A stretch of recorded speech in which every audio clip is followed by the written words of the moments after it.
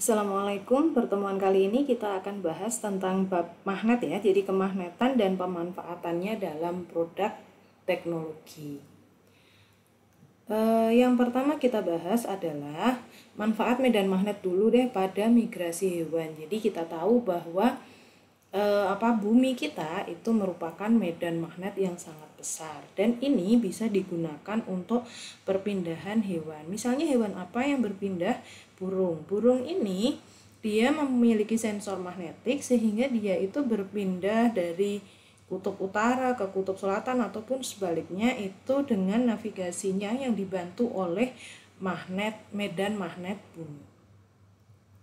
Terus selanjutnya siapa lagi yang memanfaatkan medan magnet bumi adalah ikan salmon. Jadi ikan salmon ini bermigrasi dari Samudra Pasifik menuju Atlantik itu untuk bereproduksi.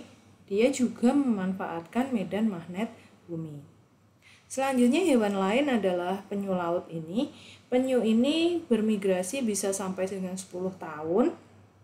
Dan dia cenderung bermigrasi secara individu, tidak berkelompok seperti burung maupun ikan salmon ini. Dia juga dibantu oleh navigasi dari medan magnet bumi. Tujuannya apa? Dia bermigrasi untuk mencari laut dengan suhu yang sesuai dengan habitat si penyu dan tentunya kaya akan makanan. Selanjutnya adalah hewan lobster. Lobster duri ini dia juga berpindah tempat untuk menyesuaikan suhu lautan dan juga mencari makanan yang lebih banyak. Ini di sini diberikan contoh, dia diberi medan magnet sehingga gerakan dia ternyata melenceng. Dia akan cenderung menuju ke kutub utara. Kalau di sini ada magnet, dia akan berubah gerakannya. Yang penting dia akan menuju ke bagian utara. Selanjutnya ada bakteri. Di sini ada bakteri magnetotatik. Nah, di sini dia itu memiliki magnetosom. Magnetosom ini digunakan untuk si bakteri ini membantu pergerakannya dalam mencari makanan. Dia bergerak dengan menggunakan flagel. Ini ada benang depan dan belakang, ini flagel untuk membantu dia bergerak. Nah, yang sering kita dengar adalah ternyata ada sering banyak kasus hewan contohnya paus. Paus itu sering tersesat atau terdampar. Kenapa itu bisa terjadi? Ternyata paus juga menggunakan medan magnet bumi untuk membantu dia bermigrasi. Nah, sayangnya seiring dengan perkembangan teknologi banyak barang-barang yang menggunakan magnet sehingga merusak navigasi dari hewan-hewan ini. Akhirnya dia tersesat. Salah satunya mengganggu sensitivitas paus adalah gelombang radar pada kapal laut, sehingga dia rusak sensornya, akhirnya dia terdampar dan mati. Ini untuk sekilas tentang pemanfaatan medan magnet bumi pada migrasi hewan. Selanjutnya yang akan kita bahas adalah konsep gaya magnet dan teori kemagnetan bumi. Konsep gaya magnet, kita tahu bahwa magnet adalah benda yang memiliki kekuatan atau kemampuan dalam menarik benda lain. Tapi tidak semua benda bisa ditarik oleh magnet ya. Magnet memiliki dua kutub, yaitu utara dan selatan. Nah, perhatikan gambar berikut. Ini ada dua benda. Bedanya apa? Bedanya ternyata magnet itu memiliki susunan magnet elementer. Jadi susunan elektronnya itu dengan arah yang rata, sama. Arah yang teratur. Sedangkan benda yang bukan magnet, dia itu magnet elementernya tersusun acak. Jadi nanti misalnya besi, baja kita bisa bikin magnet. Tujuannya adalah mengatur dari susunan magnet elementernya ini dari yang acak seperti gambar yang sebelah kiri menjadi lebih teratur sehingga dia bisa menjadi magnet. Nah, kutub-kutub magnet yang kita tahu bahwa apabila dia senama, misalnya dia sama-sama utara ketemu dengan utara, otomatis dia akan tolak-menolak. Sedangkan kutub-kutub yang berbeda, misal utara dengan selatan, otomatis dia akan tarik-menarik ya. Perhatikan video berikut. Percobaan berikut ini ada magnet, ada batang magnet, ada kompas, ada ini jembatan, ada bola, yang satu non magnetik dan yang satu magnetik. Terus kita coba. Nah, di sini dibuktikan bahwa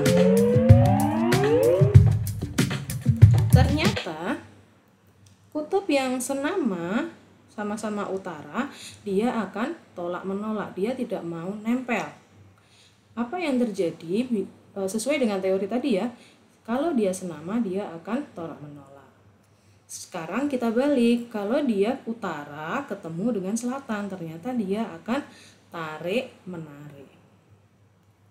Tarik menarik karena kenapa? Nanti kita akan bahas tentang medan magnetnya, garis-garis gaya magnetnya ya.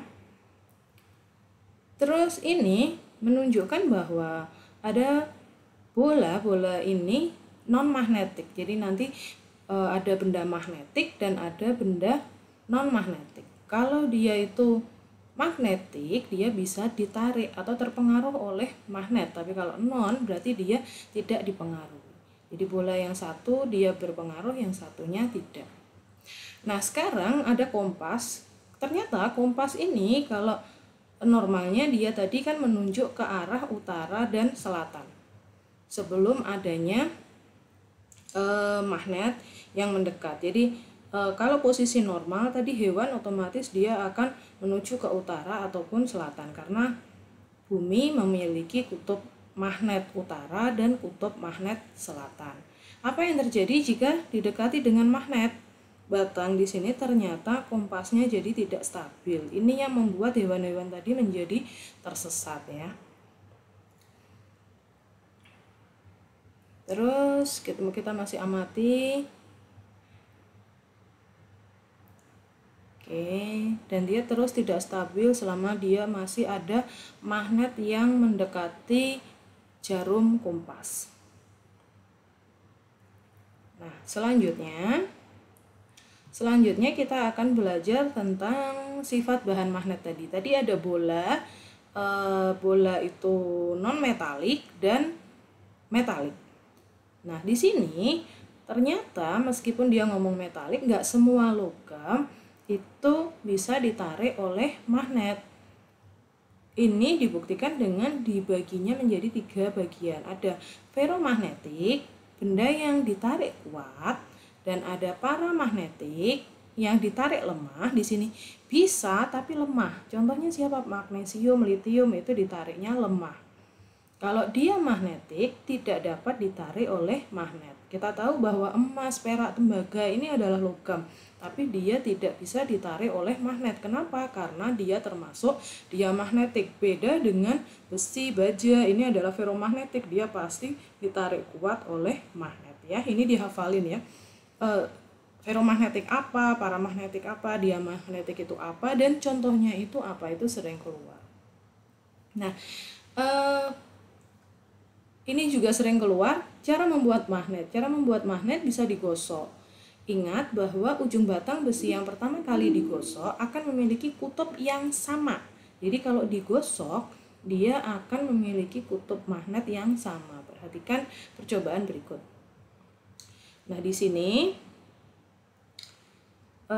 ada batang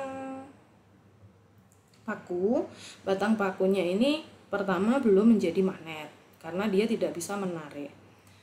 Coba terus kita gosok. Kalau kita gosok menggunakan magnet batang utara dan selatan. Yang merah utara, yang biru ini selatan. Nah, ingat saat menggosok ini magnet, kita itu harus searah, jangan bolak-balik. Jadi dari utara menuju ke selatan.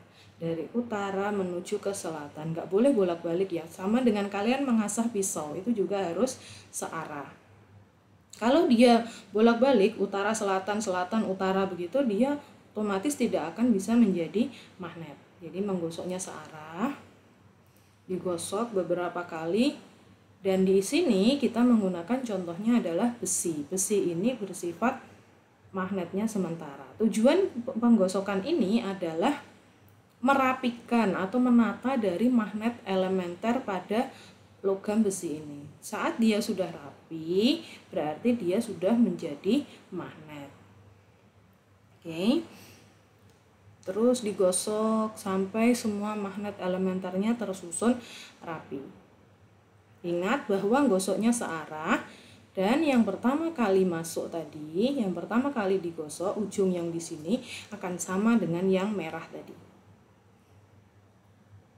Nah, di sini terbukti bahwa ternyata batang pakunya bisa menjadi magnet, ya. Sekarang kita kembali ke cara yang kedua. Ingat ya, bahwa kalau digosok, yang pertama kali masuk menjadi kutub yang sama dengan yang menggosok. Hati-hati, itu kuncinya untuk menentukan dia utara atau selatan. Nah, di sini ada induksi magnet. Yang kedua adalah induksi dengan didekatkan. Dengan cara didekatkan, ujung besi atau baja yang berdekatan dengan kutub magnet memiliki kutub yang berlawanan dengan kutub penginduksinya. Jadi berlawanan. Kita perhatikan gambar berikut. Nah, di sini kita punya utara selatan. Terus ada batang besi B dan A. Otomatis B dan A ini karena dia ngomongnya itu berlawanan, kita tahu bahwa selatan dekat dengan B, selatan dekat dengan B.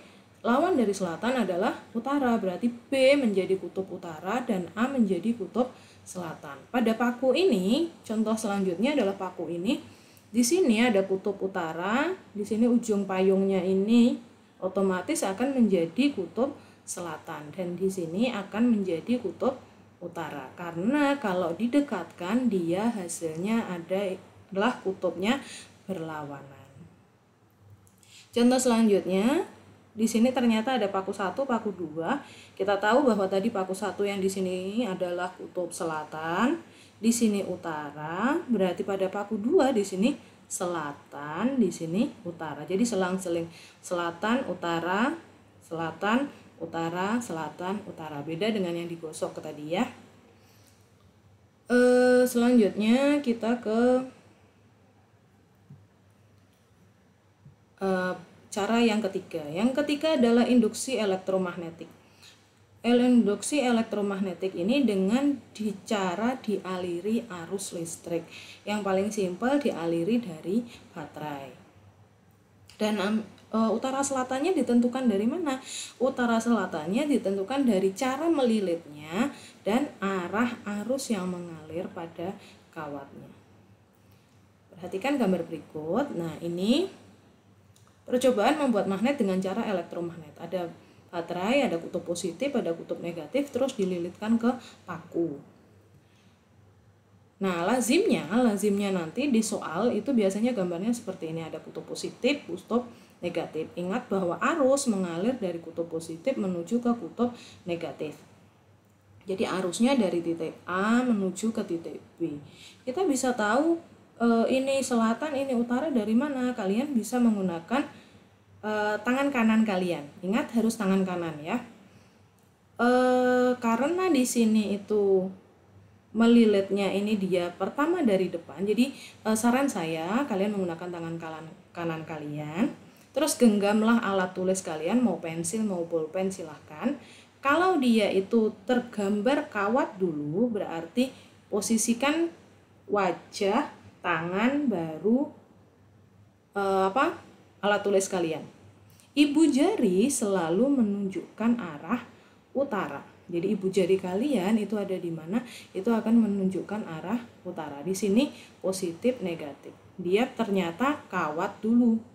Beda dengan di sini. Di sini posisinya ternyata besi dulu. Kawatnya melingkar dari belakang. Jadi tangannya ini ada urutannya dari wajah kalian, pensil kalian, baru tangan kalian yang menggenggam pensil. Jadi ibu jari otomatis ada di sebelah kanan ini. Ibu jari selalu menunjukkan kutub utara ya. Ingat, ibu jari selalu menunjukkan kutub utara, dan jari-jari kalian ini anggaplah sebagai lilitan kawatnya. Contoh selanjutnya, apabila lilitannya sama, lilitannya ternyata dari depan dulu, tapi posisi baterainya dibalik, positifnya di kanan. Kalian harus membalik tangan kalian. Ini berarti arusnya dari belakang dulu, berarti muka, gambar di sini muka kalian, terus habis itu pensil kalian, baru tangan kalian yang menggenggam pensil. Ibu jari selalu utara. Di sini berarti huruf Y menjadi kutub utara dan huruf X menjadi kutub selatan. Di sini posisinya, model lilitannya hampir sama, tapi karena baterainya dibalik, otomatis hasil dari kutubnya pun terbalik. Ya, hati-hati ya di sini ya, suka rancu. Yang penting kalian paham bahwa menggunakan tangan kanan dan dilihat melilitnya dari depan atau dari belakang. Kalau melilitnya dari depan berarti tangan dulu. Kalau melilitnya dari belakang berarti pensil dulu. Dan ibu jari selalu menunjukkan kutub utara. Nah, selanjutnya adalah penerapan induksi elektromagnet. Penerapannya yang paling sering pada bel listrik yang sederhana, saklar elektromagnet, telepon kawat maupun motor listrik. Kita coba yang bel listrik ya. Yang bel listrik ini ternyata bel listrik sederhana ini ada baterai sebagai sumber tegangan, ada saklar untuk menghidupkan dan mematikan pada rangkaian putus atau nyambung rangkaiannya. Di sini ada batang besi, ada kumparan kawat. Nah, batang besi ini dan kumparan kawat ini yang akan nantinya berubah menjadi magnet. Jadi saat kalian menekan tombol saklar, otomatis arus berjalan dari kutub positif menuju kutub negatif. Saat ada arus ini menyebabkan besi ini menjadi magnet karena dialiri arus listrik, terus ada kawat yang melilit pada batang besi. Saat dia menjadi magnet, dia bisa menarik pegas yang bergerak ini, menyebabkan lengan pemukulnya bergerak dan bel pun akan berbunyi.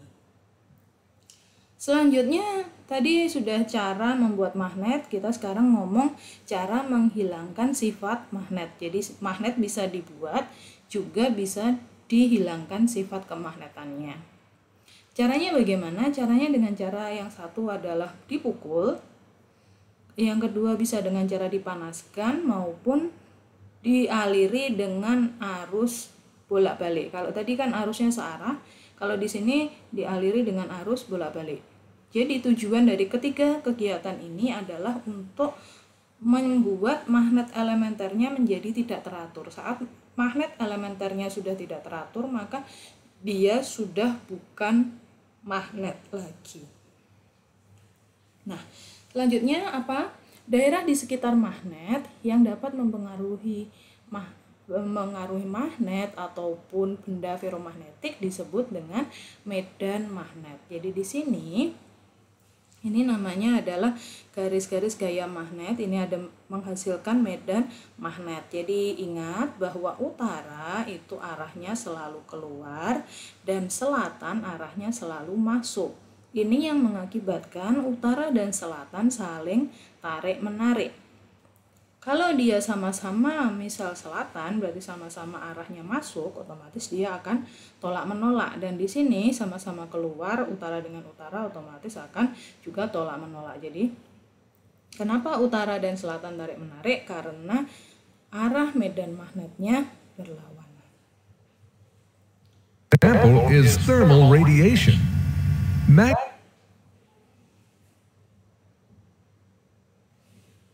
di sini contohnya yang terlihat bahwa ada kutub utara dan kutub selatan. Apa yang terjadi pada mereka jika mereka didekatkan?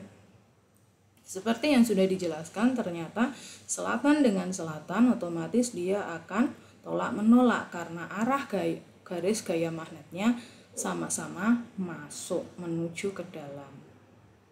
Nah, kalau berlawanan utara dengan selatan, otomatis dia akan tarik-menarik karena utara menuju keluar dan selatan cenderung masuk. Jadi mereka akan tarik-menarik.